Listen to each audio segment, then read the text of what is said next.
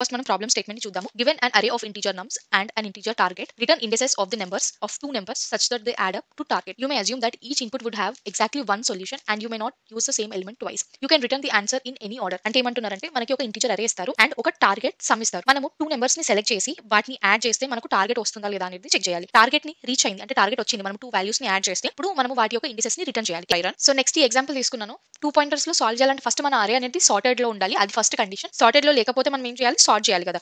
So sort చేసినాక మన నమ్స్ అనేది ఇట్లా ఉంది. ఇప్పుడు దీనికి ఇండెక్స్ ఇస్తున్నాను 0 1 2 3 4 అండ్ 5 అండ్ లెఫ్ట్ పాయింటర్ ని 0 దగ్గర, రైట్ పాయింటర్ ని 5 దగ్గర పెడుతున్నాను. ఇప్పుడు మనము సమ్ చేద్దాం. అంటే nums of left plus nums of right చూడాలి. ఇప్పుడు నమ్స్ ఆఫ్ లెఫ్ట్ ఎంత 1 and next nums of right ఎంత 15 విచ్ ఈస్ ఈక్వల్స్ టు 16. అంటే ఈ సమ్ అనేది టార్గెట్ కంటే ఎక్కువ ఉంది. అట్లాంటప్పుడు మనము రైట్ ని మైనస్ చేయాలి.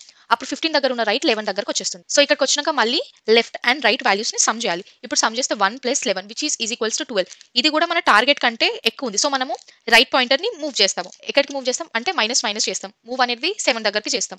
ఇప్పుడు మళ్ళీ 1 ప్లస్ 7 చేస్తాం. 1 ప్లస్ 7 ఎంత 8 which is less than target. Target కంటే తక్కువ ఉంది కాబట్టి మనం ఇక్కడ ఈ కేసులో లెఫ్ట్ పాయింటర్ ని మూవ్ చేస్తాం. లెఫ్ట్ ప్లస్ అంటే లెఫ్ట్ ని మూవ్ చేస్తే ఇక్కడికి 2 దగ్గరకు వస్తుంది. సో ఇప్పుడు మళ్ళీ మనము 2 plus 7 9 which is equals to our target. So ఈ కేసులో simply left and right pointers ని మనము రిటర్న్ చేస్తే సరిపోతుంది. లెఫ్ట్ పాయింటర్ ఎక్కడ ఉంది, 1 దగ్గర ఉంది అండ్ రైట్ పాయింటర్ వచ్చేసి 3 దగ్గర ఉంది. సో ఇక్కడ మనము వీటిని రిటర్న్ చేస్తే సరిపోతుంది.